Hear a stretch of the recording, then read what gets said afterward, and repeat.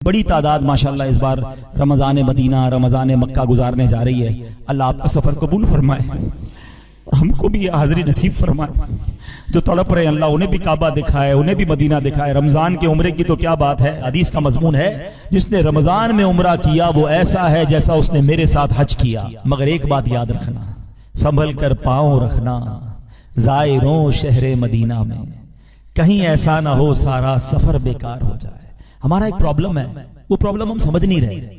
وہ پرابلم یہ کہ ہماری عادتیں تو ہے نا بری، جس کو جھوٹ بولنے کی عادت ہے، جس کو غیبت کرنے کی عادت ہے، معاذ اللہ جس کی زبان پر گالیاں ہیں، جس کو آنکھوں سے حرام دیکھنے کی عادت ہے، موبائل فون میں سارے پیج لائک کیے ہوئے ہیں، سارے گروپوں میں شامل ہے، روز پتہ نہیں کیا کیا نگاہوں کے سامنے آ رہا ہے. تو یہ ساری عادتیں لے کر جو مکے میں پہنچے گا تو ایسا تھوڑی کہ فلائٹ اڑتے ہی عادتیں یہاں رہ جائیں گی.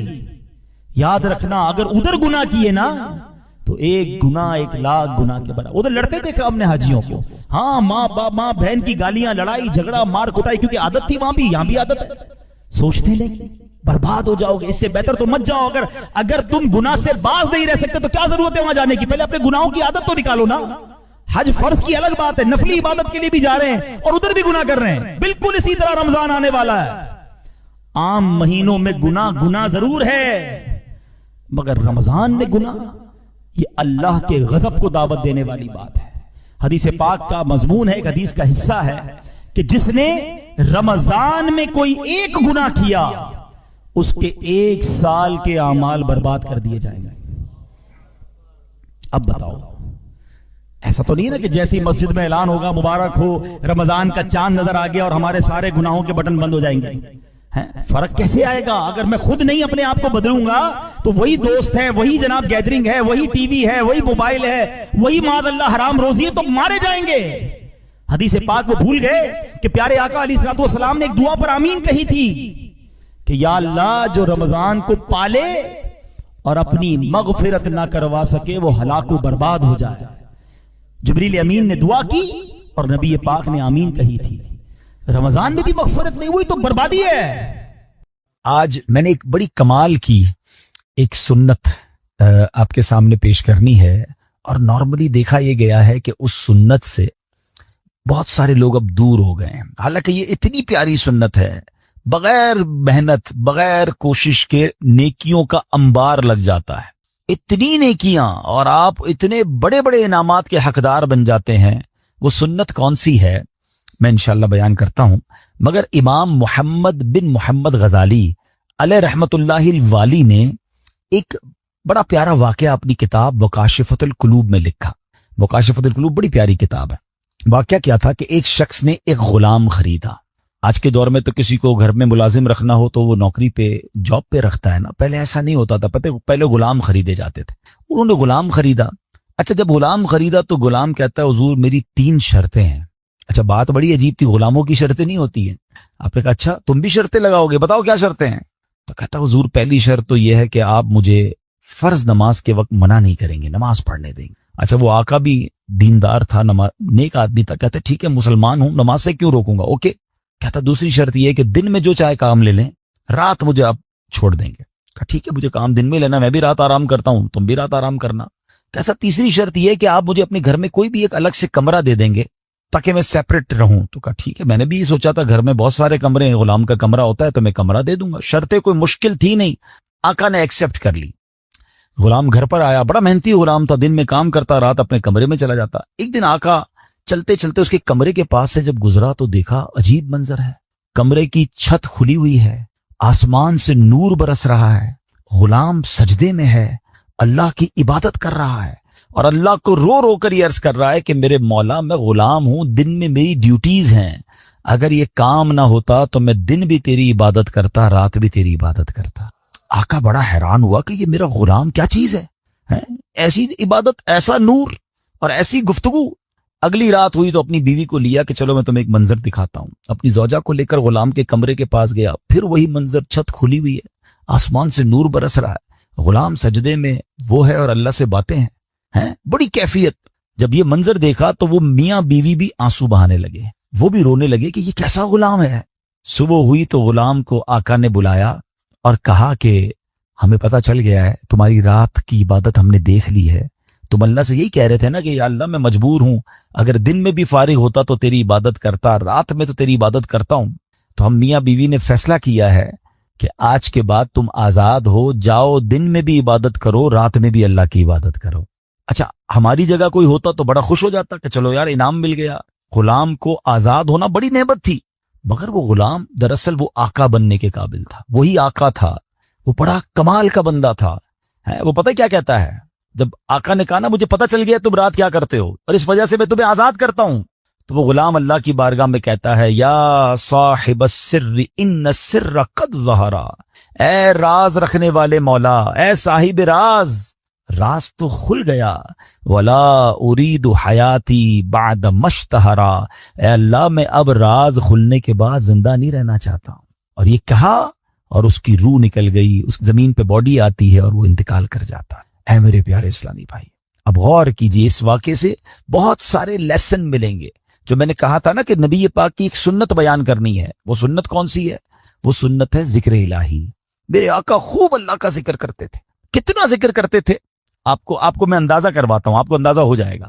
نبی پاک سونے سے پہلے اللہ کا ذکر، جاگنے کے بعد اللہ کا ذکر، کھانے سے پہلے اللہ کا ذکر، کھانے کے بعد اللہ کا ذکر ہے، پیارے آقا گھر سے نکلتے ہوئے اللہ کا ذکر، گھر میں داخل ہوتے ہوئے اللہ کا ذکر، قدم قدم پر اللہ کا ذکر۔ کیسے؟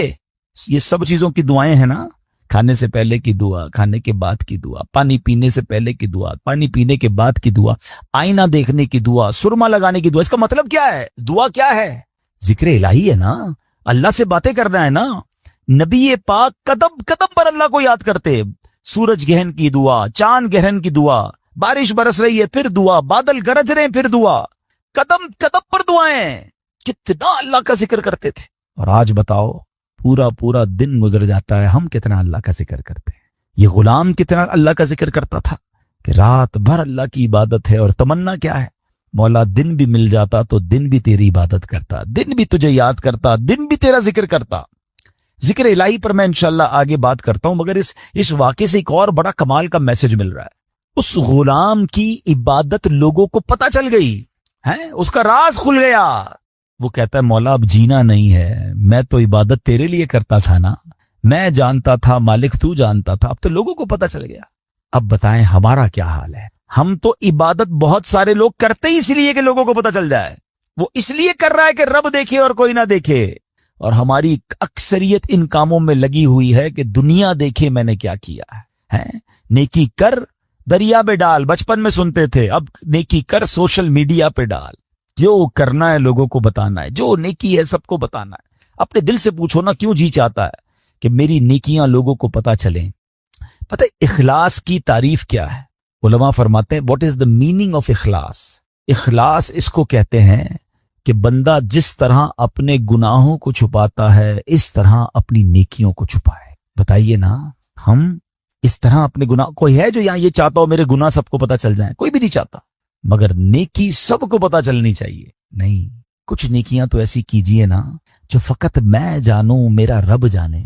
میں نیکی کرنے کے بعد مجھے کیوں خیال آتا ہے کہ یار سامنے والے کو پتہ تو چلے میں حاجی ہوں، میں حافظ ہوں، میں نمازی ہوں، میں روزہ دار ہوں، میں نے یہ نیکی کی ہے، میں نے فلاں کام کیا، وائے، کیوں؟ اگر دل میں تمنا یہ ہے کہ لوگوں کی واہ واہ ملے گی تو پتہ ہے اس کو ریاکاری کہتے ہیں، اور ریاکاری کو شرک اصغر کہا گیا حدیثوں میں، چھوٹا شرک۔ شرک کس کو کہتے ہیں؟ شرک کے معنی یہ ہے کہ اللہ کی طرح کسی کو عبادت کے لائق سمجھنا، ٹھیک ہے نا؟ یعنی اللہ کی ذات و صفات میں یا تو کسی کو شریک ماننا یا کسی کو معاذ اللہ کی طرح عبادت کے لائق سمجھنا، یہ شرک ہے، بندہ اسلام سے خارج ہو جائے گا۔